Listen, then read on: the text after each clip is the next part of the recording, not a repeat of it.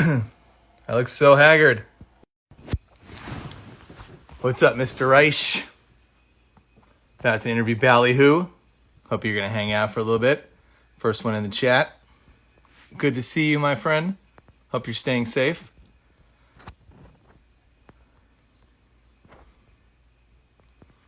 Me and you, baby. Me and you, Mr. Reich. No one else wants to watch my show.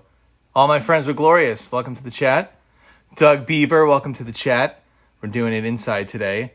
I'm tired of yelling and annoying all the neighbors, so I figured I'd stay inside the apartment tonight and do the show. I wish I kept my studio together. I could have sat behind the desk like back in the day, but everything is gone. I no longer have a studio like the old days. It's just a room. So we're just going to do it sitting on the futon. Famous love sack. We're going to start the show in a minute with my buddy from Ballyhoo, and it's going to be a great time. And it should be a lot of fun. I'm excited about it. It'll be a cool show. He's a good guy. We never got to do a show together because the schedule has never worked out. So this will be fun. Are you coming in the chat? Jen? Enter. All right, guys. 1 minute till showtime. Mr. Reich said grow a beard. Absolutely not. What's up, Jay Lewis? Glad you're here. I'm excited for the show. It's going to be a lot of fun. We're going to start in a minute. I'm just going to invite some more people in here, try to fill up the chat. Hopefully people are home. Ha ha ha. Should be pretty cool. Are you entering? Come on. What's up, buddy? All right. Hey, everybody. It's DJ Rossstar. Welcome to Live with DJ Rossstar. I'm glad we're all here tonight celebrating life. Hope you're all staying safe.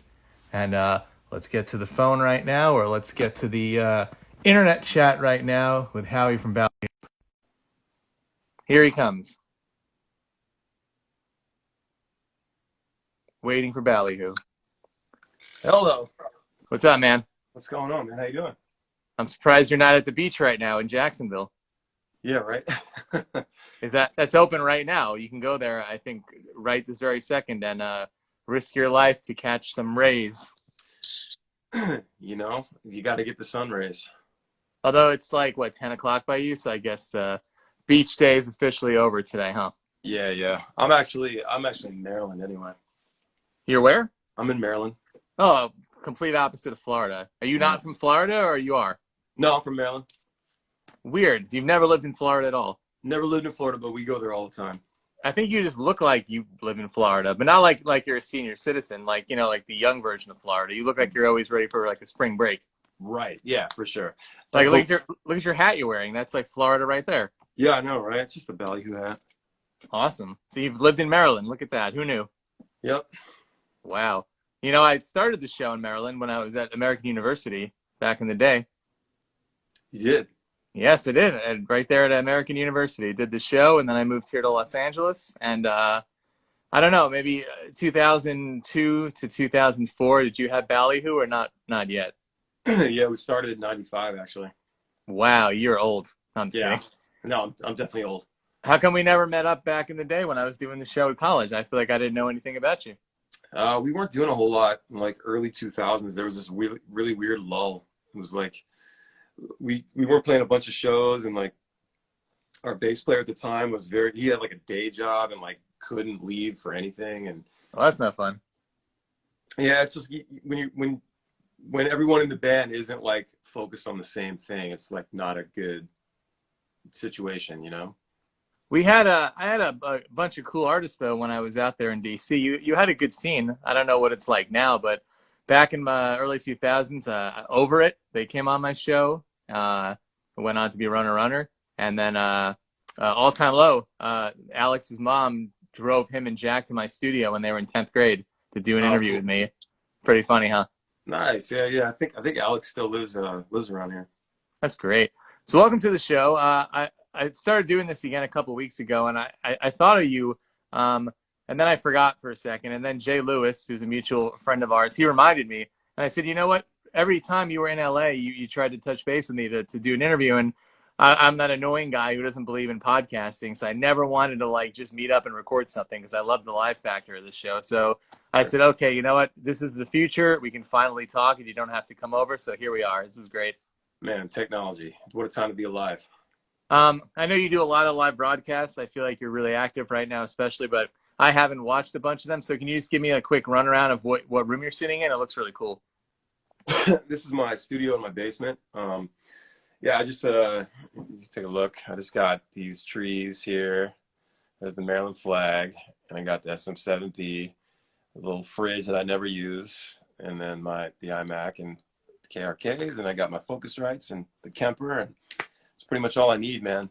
No, I don't speak geek. I don't speak geek. Sorry, but it sounds like it's important stuff. Yeah, it's important stuff. It's all important for this shit that I do. So That's literally Florida, the Florida of the room. This everything you yeah, showed I me. know.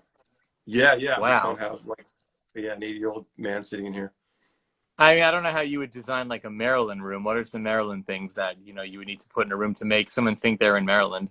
I'd have to have a case of Natty Boh, which is a beer, the local beer.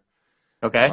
A big can, like probably the oversized like jumbo can of Old Bay seasoning, which is like this amazing seasoning. It goes great on anything. They use it on crabs, but because they do the steamed crabs here. But it goes well on like fries, potatoes, like anything. Just really good. What else? Yeah, I don't know. It's pretty much crabs and Old Bay and Natty Boh. You know what I'm jealous of? You still have Roy Rogers out there, the chain restaurant. Yeah, Fast food. I haven't seen one in our area. It's been a while, but there used to be one about 10 minutes from my house. Got to do a check after this show. I look every year in the hopes that there'll be one in California, and there's not, but there's like a million in Maryland now. I guarantee you there's one within like a 30-minute radius. I gotta check the Googs.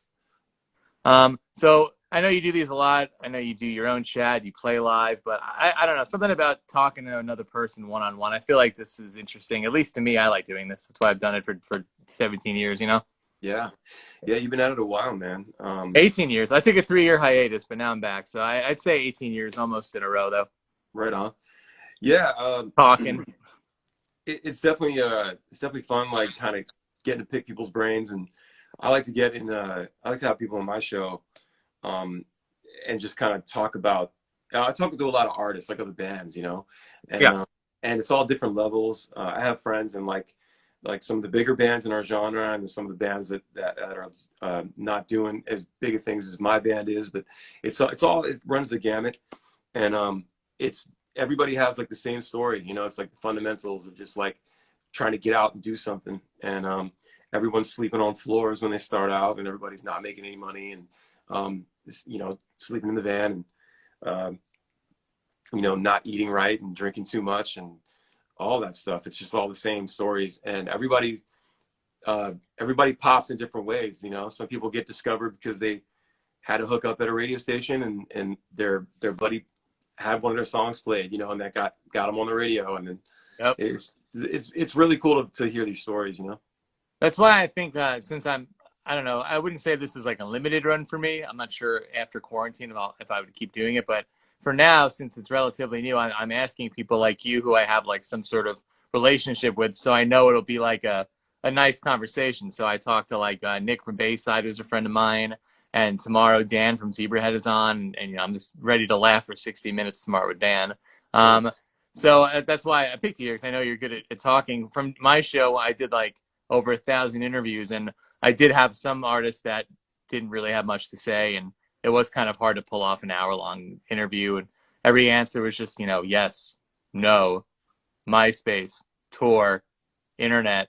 Pure So volume. that's why people keep suggesting artists to have on, and I'm like, maybe we'll see how long I do this for. In the meantime, I want to talk to people that I know at least can carry on a conversation, because I think that's an actual skill. I don't know if you do. Bro, I feel like I have like the worst conversation. Like I'm really bad at chit chat is what I feel like. You always end up saying something that's like either really ridiculous, or you say too much, or you know what I mean? It's like, Yeah. and sort of you got to sort of learn how to conduct yourself. And if I listen back to my old first episodes from a couple of years ago, like I can hear myself. Like I still do like the and a lot. Oh, Um, everybody does that. yeah, yeah. But then when you're talking to someone, I've tried to learn to like let them talk. Sometimes I get excited, I want to jump in, but I try to let people finish their thought. So it's definitely a learning curve. I was always the type that was just uh, I was popular in high school, but not in the way of like I wasn't like the popular athlete in it, and they're going to parties and shit like that. Everybody knew who I was because I'm like a tall dude and had a goofy sense of humor and Yeah. kind of a cartoon character in a way. You could So have been an athlete. You could have been an athlete, I guess, if you're what 6'6"? No, 6'4"? 6'6", yeah, six You're six. 6'6". Wow. Yeah, I'm 6'6". I get the question all the time, like, you play basketball? I'm like, nah. Are you any good at it or not at all? Nah, I probably could have honed it, but I definitely was the indoor type, and I still am. I'd rather be in working. I don't really like to go outside too much. Like I love going to the beach and shit and chilling and stuff, but Well, uh, you do live in Florida, so I don't blame you. yeah, I live in Florida, so no, the beach is about 2 hours from my house where I live now in Maryland. You just got to go up over through Delaware and back down and over to the east. But it's I like doing that, but I just never got into sports or anything athletic, and I Same hate thing with running. me, yeah. Yeah, I hate running, and I work out when I can. I just haven't been to the gym in a while, and obviously not now since the quarantine. But I try to like lift a little bit when I'm home, just the dumbbells that I have, just push-ups, things like that. But I don't know. I was just never that athletic sporto type of guy. I just like to do nerd shit. Yeah.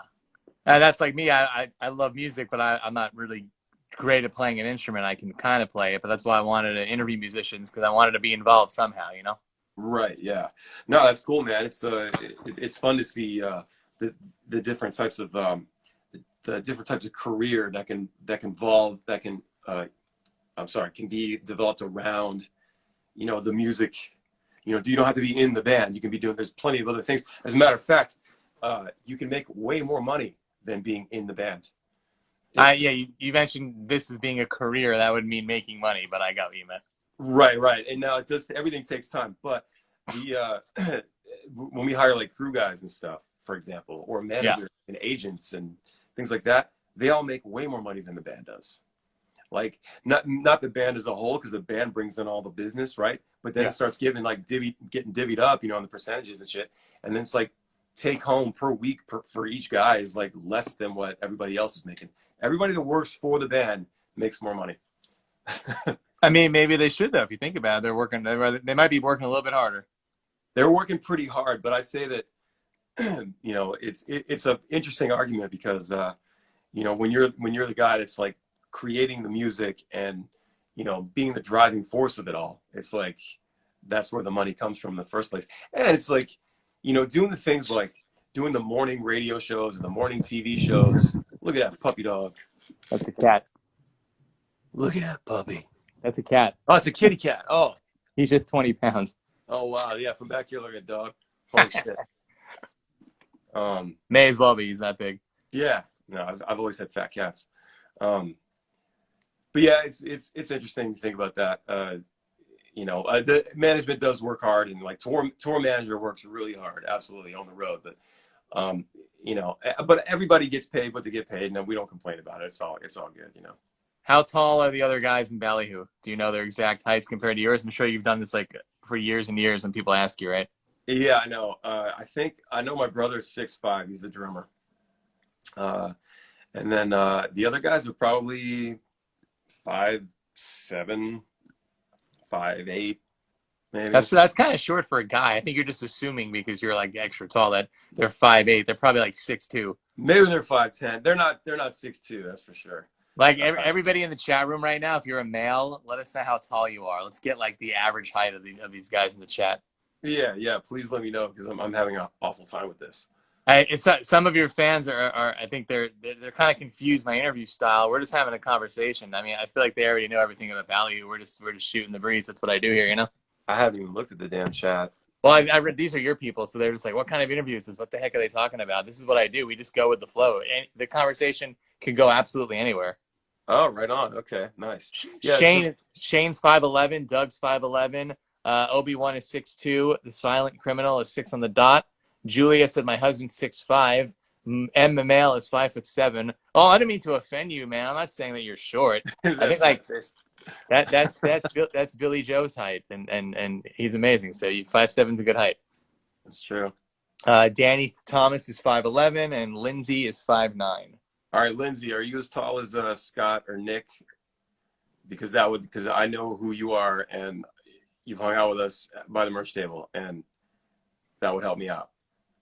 Do you does it make a difference being a musician and being tall? I mean, do you have to have your guitar a certain way, or a longer strap or a shorter strap? I don't know how that would work. Yeah, well, the thing is, I could have it up here, but I prefer to have it down there because I went to the fucking school of Billy Joe Armstrong, bro. It was Yeah. like, you know what I'm saying? Like, I started playing guitar, watching him, and that's how I do it. I just chunk down, and so it's really low. So my tour manager, Alex, he'll wear his when he has to like check the guitar and shit, he actually puts it on his head. He puts the strap on his head and lets it hang, and it's at the actual height that it's supposed to be. It's ridiculous. If you held it up high, you look like Dave Matthews, and that's not somebody you want to emulate. So Yeah. Yeah, I'd heard something before, like, I don't know if it was Rick Springfield or somebody that said it in a quote, or somebody, always have the guitar above the junk or below the junk. Always have the junk exposed. So I don't know. I mean, that makes perfect sense. I love it. Yeah, but where I am, it's just my guitar hangs down in front of the junk. So. And in case you're wondering, because it went off the screen, Lindsay said Nick and I are the same height. Oh, okay. So Nick's 5'9". Well, fuck, I feel bad. Okay, so they're not 5'7". So yeah, they're at least 5'9". Got it. Obi's a friend of mine. He went to 311 Day. Somehow he didn't get coronavirus. He wants to know if you were out there too. I was not. We had talked about maybe me coming out and do some acoustic songs, and it just didn't work out. So yeah. That was like the last festival on Earth. Yeah, they did 3 days, I think, and everybody seems to be fine. So that's great. I don't know anything about behind the scenes, but they must have had some contract to not cancel that festival. I can't believe that they went through with that, honestly. I think they were like starting to maybe worried that it wasn't going to happen. Like the second day, they were like worried about getting canceled or something. But they were able to finish the weekend. I don't know. That was the last event, like big event. Yeah. I think like in the U.S. Probably. So yeah. Lucky you, Obi. I've never been. I don't follow 311's career. I always every year I wish they'd make a Green Day, which would make sense, but they never do. They never do. I'm sure you'd be there for that though. I would absolutely be there for that. Dude, they played like fucking 39 Smooth or Kaplunk or Insomniac front to back, that'd be insane. Yeah, I don't think that's going to happen, any of those, anytime soon. Probably not. Well, I don't think anything's happening anytime soon, or the hits at this point. So yeah, be a year of nothing, right? Yeah, I know. That stadium tour, man. I don't know. What was the last show that you did, like a live show this year? Did you play this year? You did, right? Yeah. We finished a tour with a band called Iration back in February. March. It was March 1st. I think it was the last day. So March 1st was our last show. Wow, on the cusp. You just made it. Congrats. Yeah, we were supposed to have shows that weekend of the 13th and 14th, and the day of, I think they canceled, and we were like, and then every other show started canceling after that. The following weekends, it's crazy. Let's see. Oh, cool. We got Punk Dad in here. So Dry Ice. I know Punk Dad. Awesome. Rhino. Dry Ice, so good, dude. I saw them play Dry Ice 5 years ago yesterday at the House of Blues, Cleveland. The best show they ever did. Best set list of all time. Dude, that show looks sick. That show looks so good. They never played a better show since. I don't think it's possible. Yeah, man. What's your take on the future of the independent touring artist? I think live streams are here to stay. That's for sure. As for getting back to the road, I think that, there's a lot of bands calling 2020 already, and it's not looking good. And then I heard maybe 250 cap rooms might open up in the fall, late fall. I don't know. But that would be it.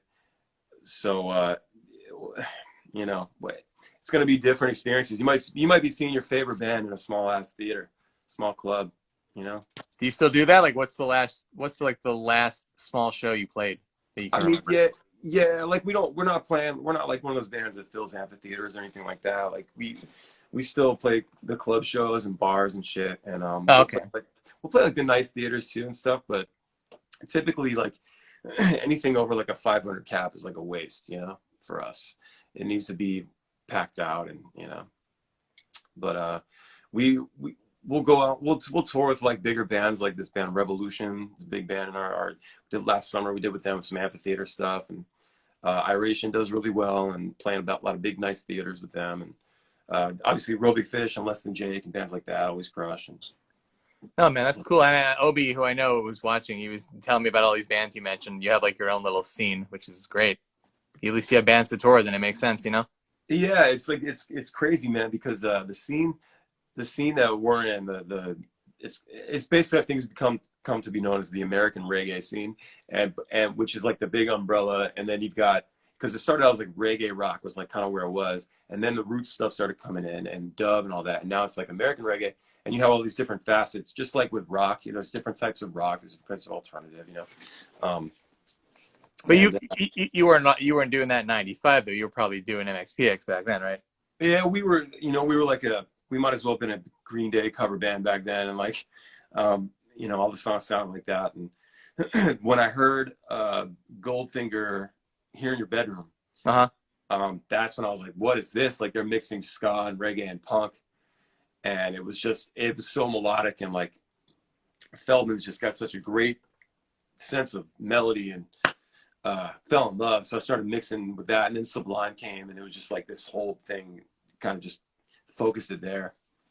I didn't know this for years, but if you may know this, have you ever looked up Electric Love Hogs, Feldman's band from before Goldfinger? I know, yeah, that's right. I never looked them up. I'll send you a video. I'm not saying he's not into ska, like that he was doing it to sell records, but before the band, right before that, was like the last wave of like hair metal.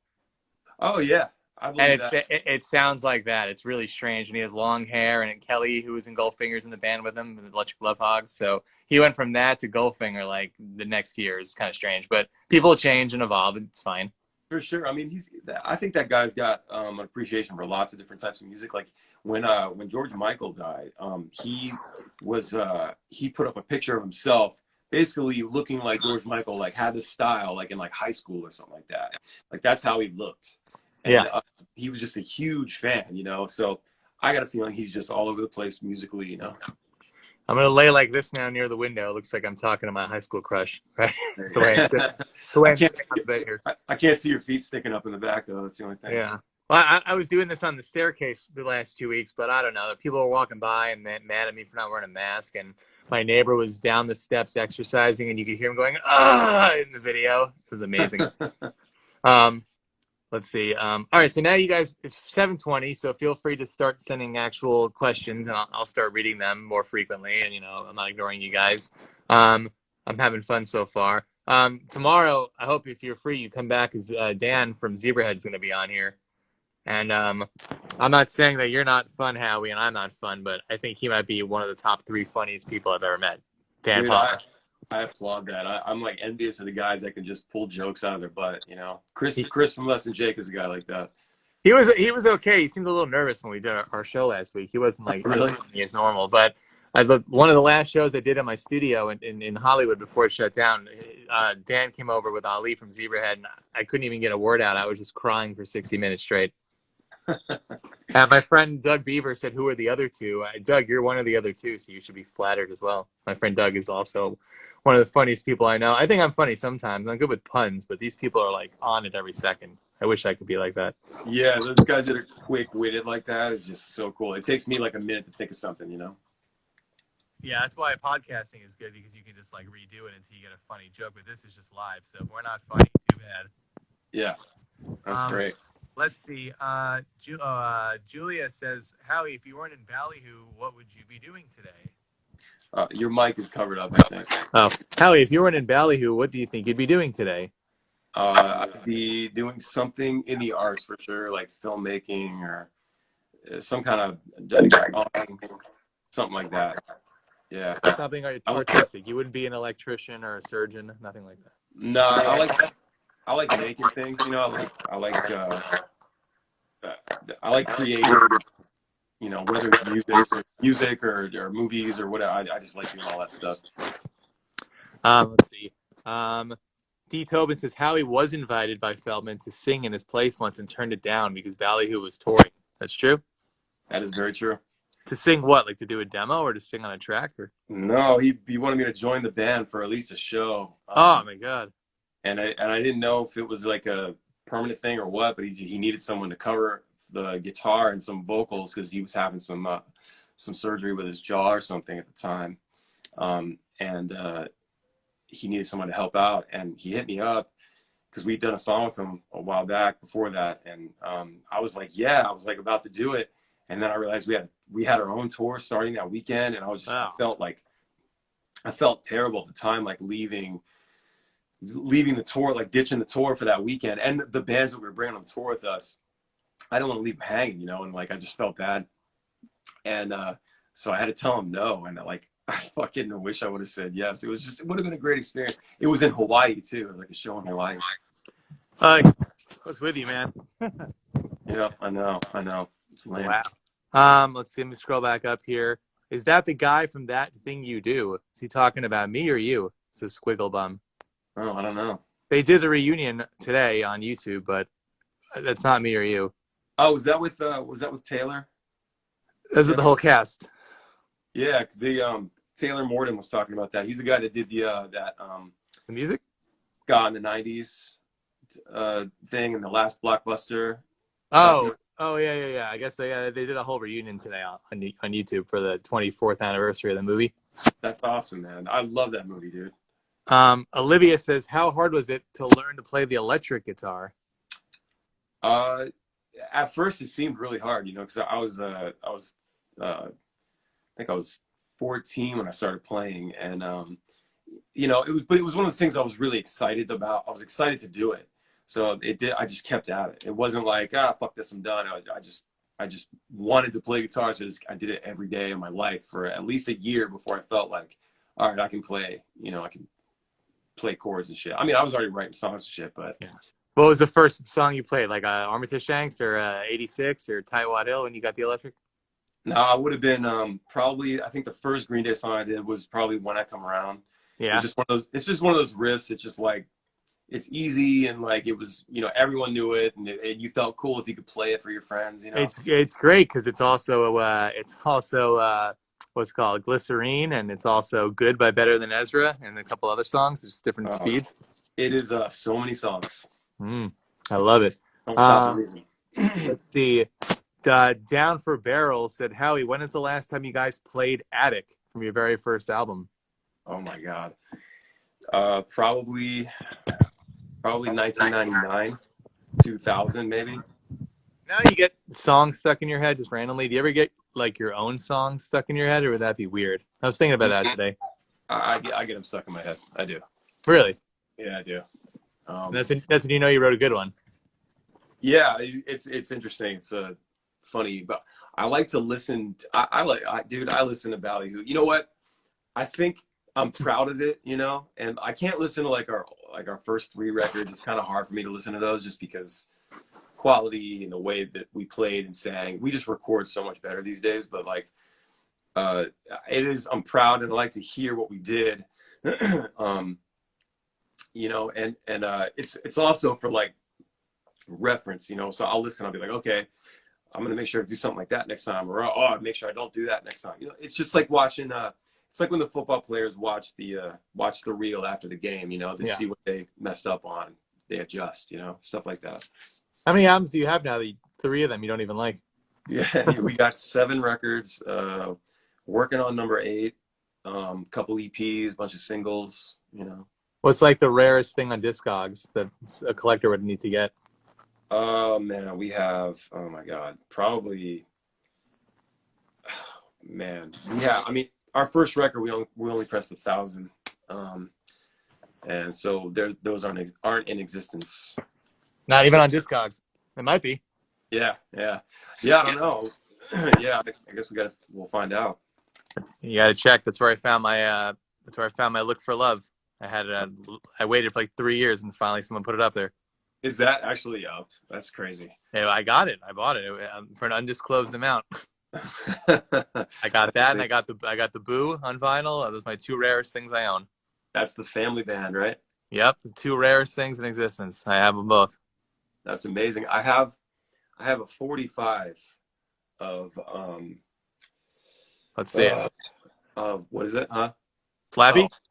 no, it's a 45 of it's in my it's like stored away somewhere. I think it's something from 39 Smooth. Oh yeah, Uh, it's probably 1,000 hours then. oh yeah, it's 1,000 hours. That's right. Yeah. Yeah. Yep. Punk Shit Dad's talk. at $600. No, it wasn't $600 for Look for Love. Definitely, I wouldn't pay that much money.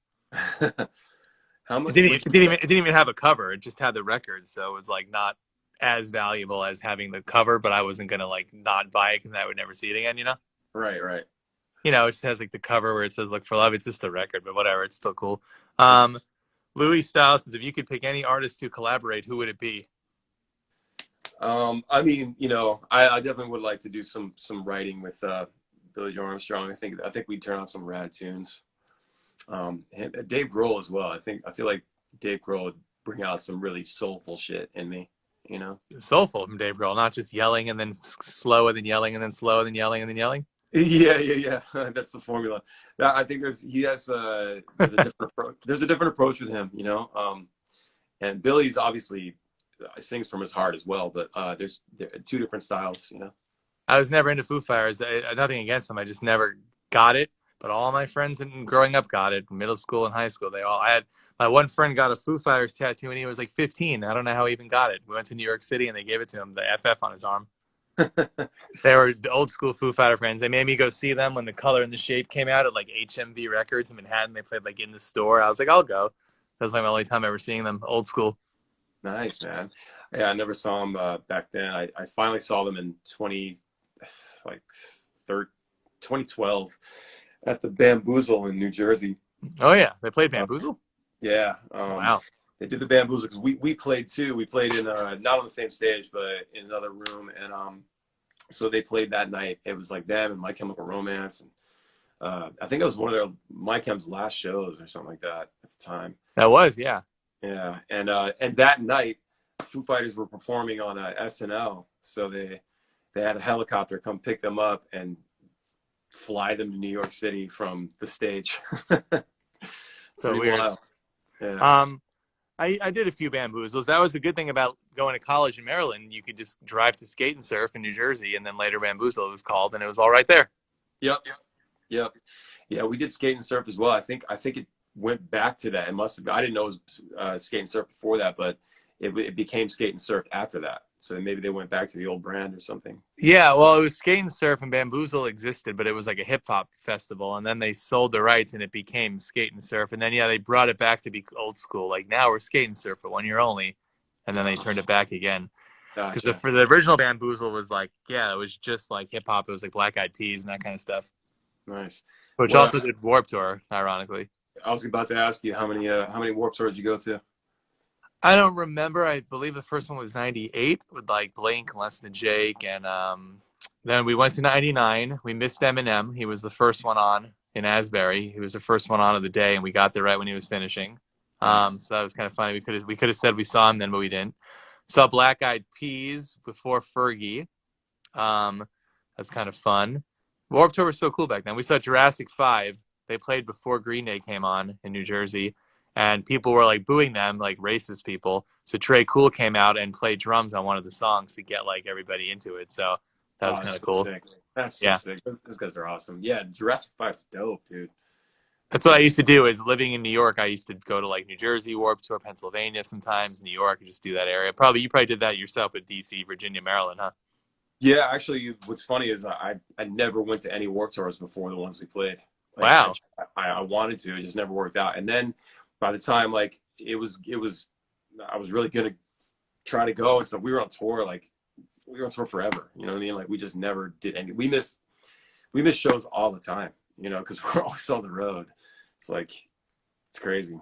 I had a lot of fun. I got a lot of my first big interviews at Warped Tour, and that was for like a young journalist like me. That was exciting because I got to go on tour buses for the first time and backstage, and I just felt so cool, being in like my early 20s, like being on stage watching bands play. That was like awesome back then. Just no better feeling when you're not you playing in the band and someone says, "Come watch on the side of the stage." You're like, "Yeah, I feel cool." You probably do that Absolutely. still yourself, right? If you watch another band play. Oh yeah, man. Back in 2012 and 2016. I mean, 2016, like I was side stage for Yellow Card for a little bit. Nice. Newfound Glory, the stage would pack up way too fast every day, Oh, so I never made it up there. I've been up there a few times, so that is great. Yeah, they're great. I remember the last day of 2012 Warped Tour. We're in Portland. We're leaving, and Newfound Glory just got off stage, and Jordan comes from running out. He's like sweating his ass off, and they're wearing the basketball gear and shit. He's like, oh, you guys leaving? I'm like, yeah, man. He's like, oh, dude, sorry we didn't hang out, man. I'm like, oh, we only had like 2 months. Yeah, all right. You could have hung out the But, entire time. yeah, and then Alex from All Time Low said the same thing. Oh, sorry we didn't hang out, man. I'm like, yeah. Yeah, of course. Sorry, I can't. I know how it goes though, because like you just get into a cycle every day. It's like they were in bus world, we were in van world, and like they had family and friends and although there's a lot of bands that just know each other, so it's a natural thing. You don't really break the circle, you know. I think my Warped Tour highlight was Offspring. I somehow got Noodles to call into my show, and then he remembered that, and he let me watch Offspring on stage, and that was like surreal for me. That's rad, dude. Louis said I played a few shows with Ballyhoo and Rude Buddha. Oh, Rude Buddha. They used to do my show when I was in Maryland. Oh yeah, man. And 33 West. 33 West, yeah, those are the homies. That was our first tour. No way. It was Rude Buddha and 33 West. What year is this? Wow. 2006. Oh, that's right. But like, I had already moved to LA at that point, but that's so funny. Yeah, this is we went out and me, Jake from Rude Buddha, and Nick from 33 West, who now plays for drums for Bush, by the way. Wow. Yeah. Go him. Yeah, he's got a huge beard and he plays drums for Bush. That's fine. So we spent like months booking, like putting our heads together, and like we each took a leg of the tour, and we put together the 6-week tour between the three of us, and went out. Nobody made any money. It was like the best and worst tour ever, but it was our first, and so I'll never forget it. Van caught on fire. Like, what's that? 2006. So that's still like MapQuest days. Yeah, it was that we started touring a year before iPhones. Oh, see, yeah, that's crazy. I don't know how bands did it before. We had like the MapQuest all printed out, but like if you wanted to go anywhere else, you know, you had to like run to a computer. Yeah, you got to know how to read the atlas, you know, and like, but yeah, it was all nicely stapled together, and then we just rip it out when we're done with it, you know, each day, you know. Yeah, it's crazy having the knowledge that I have now to go back and do all that. First off, that would suck. I'm too prima donna now to go back and do all that sleeping on the floor bullshit. It's just amazing where technology is taking us. When I started doing this, I was in college, and somehow the people over at American, you know, when I started the show, knew to put it online, you know, through Winamp. So back then, even when I was doing the college version of the show, you could hear it through iTunes. And then when I left college and I started with Adobe Radio, they were like the first online station to do like the live streaming also. So I was grateful for them too, because they did it before anyone else, you know? Yeah. I found an old recording, an old podcast from like 2005 or something. And it's like, you know, maybe before that, like 2004, 2003. Yeah. And podcasting really wasn't called podcasting really. And maybe within the industry, but nobody else knew what a podcast was. No, yeah. Adam Curry, who was like a big MTV VJ who I used to like, he started podcasting. I think he had the first podcast in history. And like, he was on Rogan recently, right? And he was talking about that. I don't know if he was, but I just remember he invented it. And back then, I was talking about this the other day with someone else maybe with us and Jake, how I did like 5,000 interviews, but because they weren't podcasted and put on YouTube, they're almost all gone. Because I had too much faith in my companies. I was on Stickum.com. I did.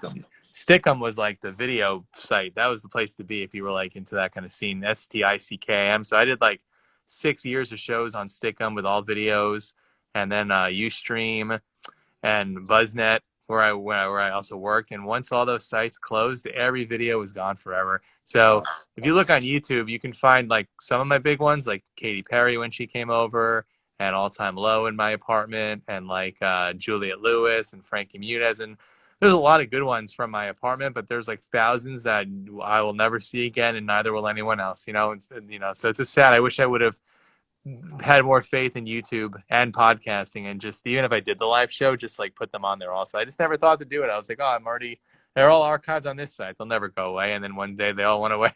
That sucks, man. Yeah, I think about that a lot, like the old VHS tapes and stuff. Like I still have VHS tapes from the '90s. Well, me and my brother and our friends like goofing off and making videos and stuff.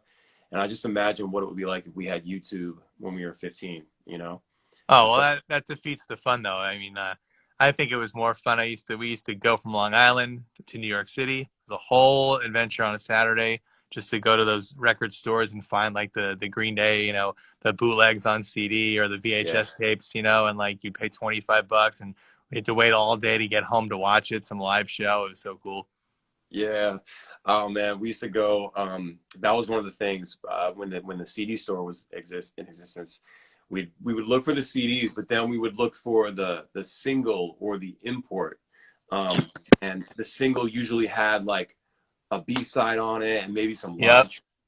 live. I have like a ton of those the Green Day ones like Do Da Da and like Yep. I have a live album called Ooh What a Green Day. Yep. I got that one too. That's great. Yeah, there's another one where they're like all spray painted and shit. Having a blast. Yeah, having a blast. Yeah. Yep. Man, I have all that stuff. And here's a cool story. I have the I think it's the Longview single, and it's got like two, three live tracks on it, and they're playing at a place called Janice Live. It's called Janice Landing back then. In Florida?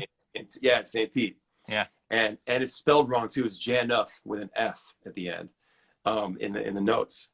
But it's Janice Landing. It's now called Janice Live. But like, so one of my dreams was to play there one day because the Green Day played there, right? Yeah. It's a big like outdoor theater type of thing. And now I fucking sold that place out several times. That's huge. Wow, congrats, man. Dude, it's awesome, man. It's like one of the coolest spots. It's right downtown St. Pete.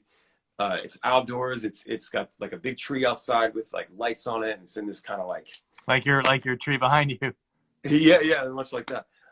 It's just good vibes every time we play, man. It's just so fun, and it's our favorite place to play, Lucifer and I will give you 5 more minutes, and then it'll be pitch black in here, so we'll probably head out after that. Right on. Sorry, he's like obsessed with me. He follows me everywhere I go all day, so he's not going to leave my side probably till I get off the bed. You like cats or not really? He's cool. Oh yeah, man, absolutely. He's the best. I love cats.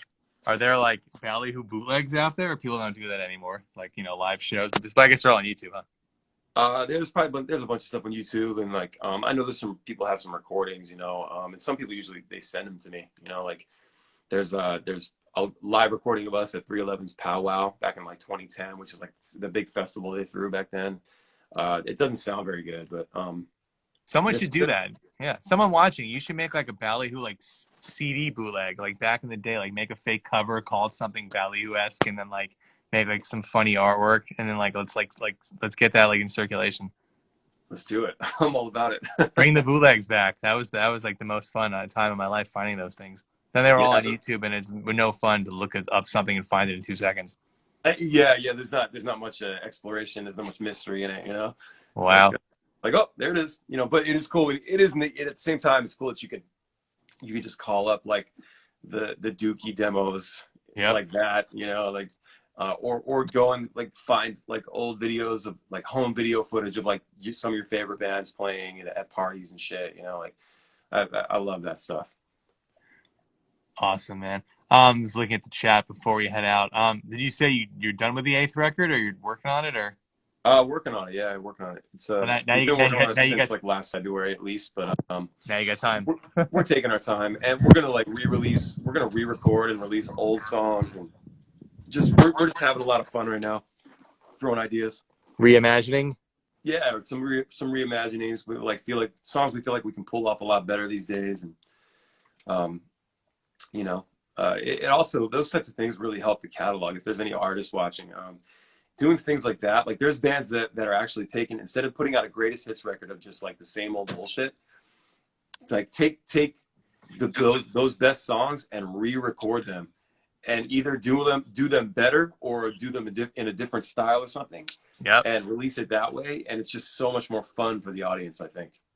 My favorite one, because it's so funny, is when Real Big Fish put out Greatest Hit and More. I love that name for the album. They're so funny. Yeah, dude, I know. I remember thinking that a long time ago. Like, man, it'd be cool, it'd be funny to put out an album called Greatest Hits, and it's like your first album. And by the way, if you're wondering why I have no lights in my room, is because the only light in this whole bedroom like exploded, and I was gonna have them come fix it, and then now there's no maintenance people because of coronavirus. So you can only have them come fix something if it's like dire, not just like something insignificant. So now there's just no light in this room at night except for the TV light. Damn, So, I can vaguely see make your mustache. clearly you can see outside and get you a nice view, but other than the nice pool that we're not allowed to go in, nice hot tub we can't go in, nice clubhouse we can't go in. Damn. What town are you in right now? In Culver City. Culver City. I've been in the same place for like 18 years, or for 16 years now, believe it or not. Is that near Sound City in Van Nuys? Maybe a half hour. Half hour. Closer than where you are. Yeah, definitely a lot closer. We recorded a few songs out in Van Nuys. Nice. Yeah. Anyway, I'm going to let you guys go. Thank you all for tuning in. Thank you, Howie, for catching up with me. Yeah, dude. Thanks for having me, man. It's been let's do this again a lot sooner. Yes. Thanks for hanging out. Have a good night, everybody. Take it easy, man. Everybody give him a follow. Thank you. I'm going to send you that link now to Electric Love Hogs. I'll see you later, guys. Later, bro. Bye.